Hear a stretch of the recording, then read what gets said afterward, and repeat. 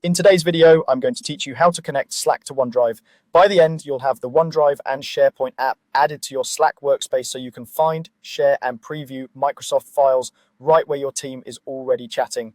First, open your browser and go to app.slack.com. Sign into the workspace where you want this integration enabled. If you belong to multiple workspaces, glance at the workspace name to make sure you're in the correct one before you continue.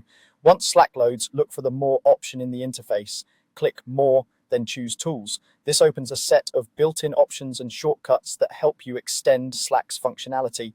From there, click Apps. That takes you to Slack's app directory, which is where you'll add the official OneDrive integration. In the app directory, use the search bar and type OneDrive. The result you're after is called OneDrive and SharePoint. This is the Microsoft-built app that lets Slack connect to your Microsoft 365 storage so you can securely share and search your files without switching tabs. Click the OneDrive and SharePoint listing to open its details page, then click Install. If your organization restricts app installations, Slack will prompt you to request approval from an admin. That's normal in managed environments. Simply submit the request and continue once it's approved. When the install flow appears, click Add to Slack. This begins the authorization process so Slack can communicate with Microsoft services. You'll see a summary of what the app can access, such as reading file metadata to show previews. Review those details to ensure they align with your company's policies.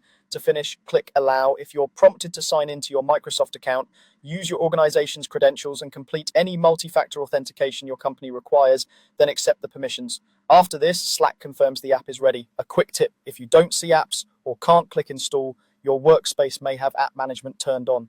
In that case, contact your Slack admin and share that you're installing the OneDrive and SharePoint app from the Slack app directory. You're all set. From here, you can share OneDrive links in channels and direct messages and get rich previews, or use the app's options to search for files without leaving Slack.